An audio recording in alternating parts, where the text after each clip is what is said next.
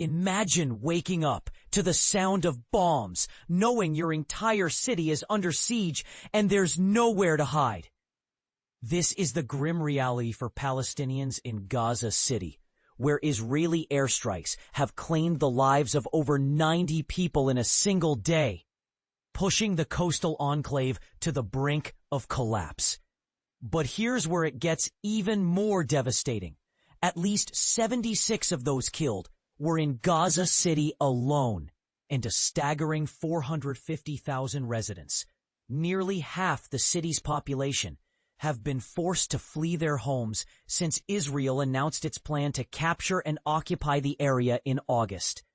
Published on the 20th September 2025, this harrowing account reveals the relentless bombardment that has left Gaza City in ruins. Medical sources in Gaza hospitals confirmed to Al Jazeera that the death toll continues to rise, with Israeli forces showing no signs of easing their offensive. In the Tuffah neighborhood, an Israeli drone strike killed at least 6 people, while in the Shati camp, 5 individuals, including 2 young girls, lost their lives in a separate assault. These are not just numbers. They are lives shattered, families torn apart, and a community pushed to the edge. And this is the part most people miss. The Israeli military claims to have demolished up to 20 tower blocks in the past 2 weeks. But what does this mean for the civilians trapped in the crossfire?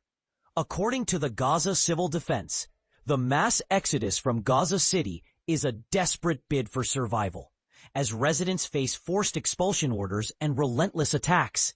Al Jazeera's Hind Quduri, reporting from the heart of the crisis, described how Israeli forces are targeting even those attempting to flee. The army is using quadcopters to kill people trying to escape, she said, adding that residents compare the explosions to earthquakes. This isn't just war. It's a humanitarian catastrophe. Meanwhile, the situation is further complicated by the fate of 48 Israeli captives held by Hamas, Gaza's ruling entity. On Saturday, Hamas released a chilling farewell picture of the captives, warning that Israel's intensified attacks and potential ground invasion would put their lives at grave risk.